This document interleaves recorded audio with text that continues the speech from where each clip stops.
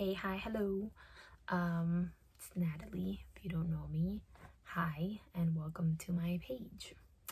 I'm here to make a quick video because I'm kind of just thinking, processing, and I figure why not just think out loud, process out loud, and share. And so I'm gonna be talking about 2020 and what a hot mess it has been.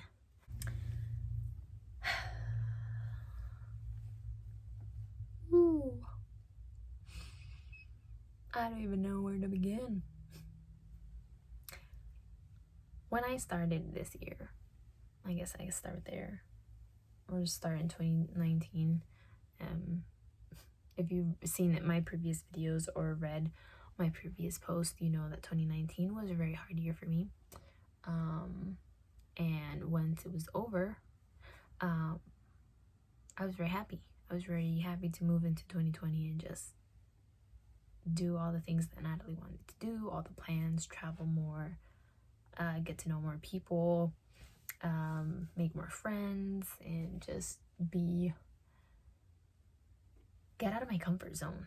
After 2019, I really had this growth mindset of wanting to be a better person, for myself, for others, those around me. And so I really wanted to try new things to get myself out of the comfort zone and just learn more and be a better person and be the best that I could be to the best of my ability. And then Corona happened. The pandemic started in March, and I mean, it just went downhill from there. If you guys know, you know, I got let go from my job, so I was unemployed from June to like end of November, and that itself was hard. And then a lot of other things that happened in my personal life, with my family and stuff, things that one day I will go into detail, but right now it's not the best time to talk about it. But just really emotional, mentally draining stuff, scary stuff that make you wonder, hey God, what you doing up there? Like, what's going on? And I feel like that's what happened this whole year. This whole year was like, seriously? This too? Anything else you want to just gift me? You know? And not saying that God sent all of this, but he did permit it. And at the time when it happens and stuff, you're kind of confused, like, God, why are you allowing this to happen? But with time, prayer, and grace, things start making sense. Now, everything that has happened to me in 2020 does not make sense yet, but most of the things are starting to make sense. And the conclusion that I've derived from all the stuff that doesn't make sense yet is to trust God, because that's what I've had to do a lot this year. When 2020 started, I know a lot of people were saying, yeah, 2020, the year of perfect vision, 2020 vision, you know, clever. And even I said that. I was like, yeah, this is gonna be year, just gonna do things are gonna be like open, enlightened. And yeah, this is not how I think anyone planned this to go. Like, no one expected us to be in a full-blown pandemic, in a quarantine for 9 months. Or what month are we on? 10? 11? Anyways. And even though this year hasn't gone as planned, and all these terrible things have happened to other people that I know and to myself and everything, I'm still gonna say that 2020 was a solid year. It was a good year. And I know you're looking at me like, girl, come again? Yes, I know. Even me saying that out loud is kind of weird, because I have cried so much this year. I have been so stressed this year, so worried, so anxious, so depressed. And for me to say it's been a good year, even for me, it's like, whoa. But I want to say it's a good year because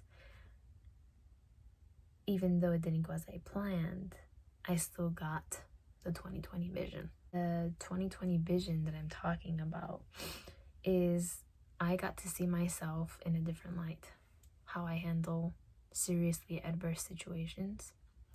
I've got to see how good of a friend I am, but that I could do better. And I tried different things and figured out what I'm good at and what I'm not so good at, or what I don't enjoy doing. I figured out things I do enjoy doing, like playing the guitar, playing the ukulele, and just learning more about myself, things that I still need to heal, things that I still need to fix, that I need to grow and work on. And all that is self-development. Granted, this kind of self-development that I learned, I didn't want to learn the way that it happened, but God works in mysterious ways, and sometimes we don't get it any other way, and so God kind of has to be like, all right, I didn't really want you to learn this way, but it doesn't seem like you're getting it, so I'm gonna have to kind of do a little something here so maybe you could get it.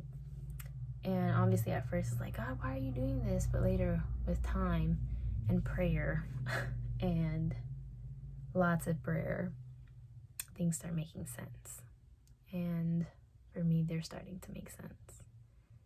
And something else that I've learned that I want to share is gratefulness. I feel like, for me personally, I do a whole lot more complaining than I do giving thanks and being grateful. And that's something that I want to practice more, especially in the coming year, is to be grateful. Grateful regardless of the circumstances. And I feel like that's a good counter to feeling sad, and a good counter to feeling hopeless and feeling like there's no solution, is finding the good things here and there. And I also want to encourage you to find the good things. I know it's hard, it's not easy, and sometimes in some situations you can't find the good, and that's okay.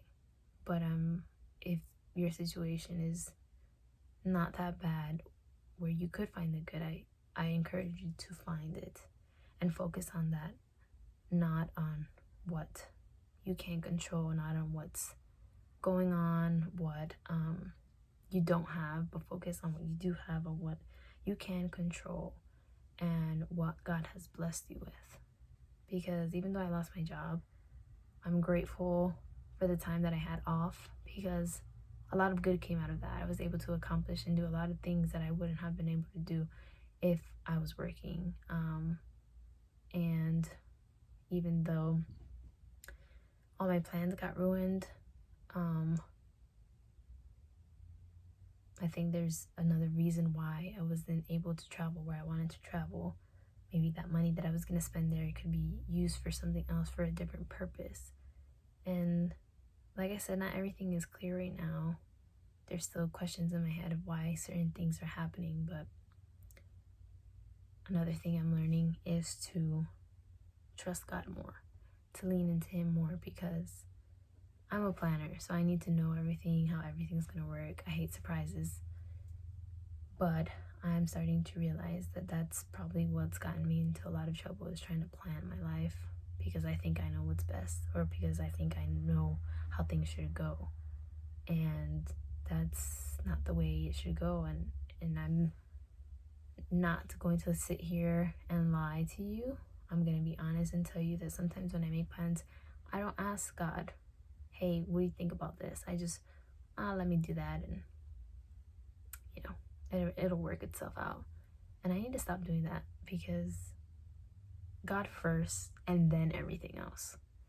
And I put God first in the morning. I seek Him and I study His word, but it's not just that, it's everywhere else.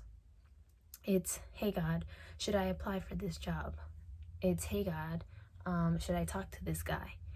And you probably think, oh, that's just too much. But no, it really is that much. You have to involve God in everything, because He is everything. And so if you take him out of the equation, even for a second, then it's going to be easier to take him out in any other equation, because it's like, oh, that went fine, so I don't really need to do this. And sometimes we don't want God in it because we feel like he might say no. We'll be like, no, if I ask him, he's probably going to tell me no, or not permit this to happen.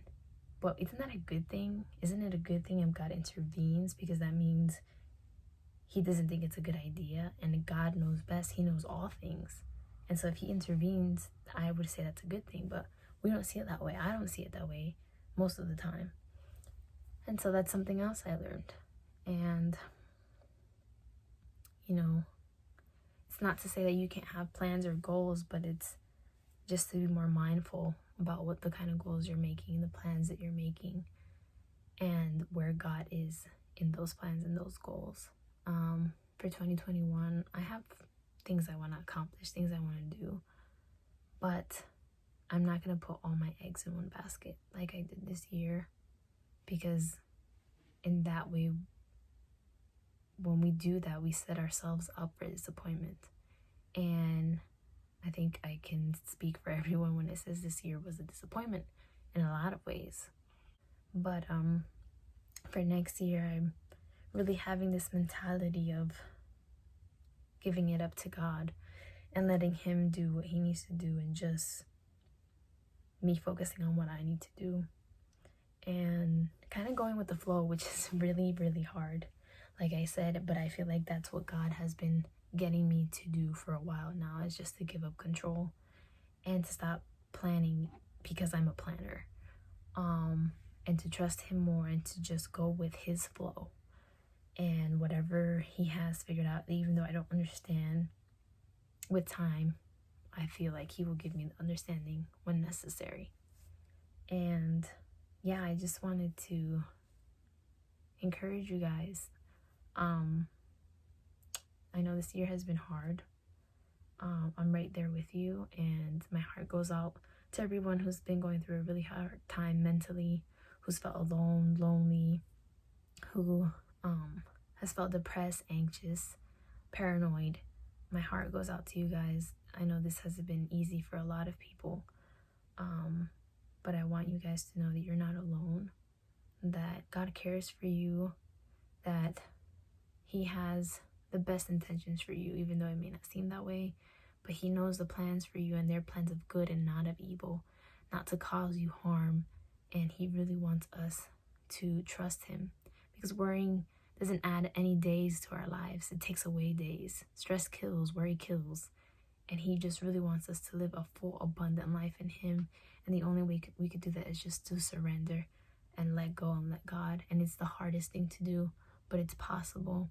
And all things are possible through Christ. And so that's what I wanted to share. A little bit of my year, and just encouraging everyone out there who's having a hard time or who's anxious about the future. He holds the future.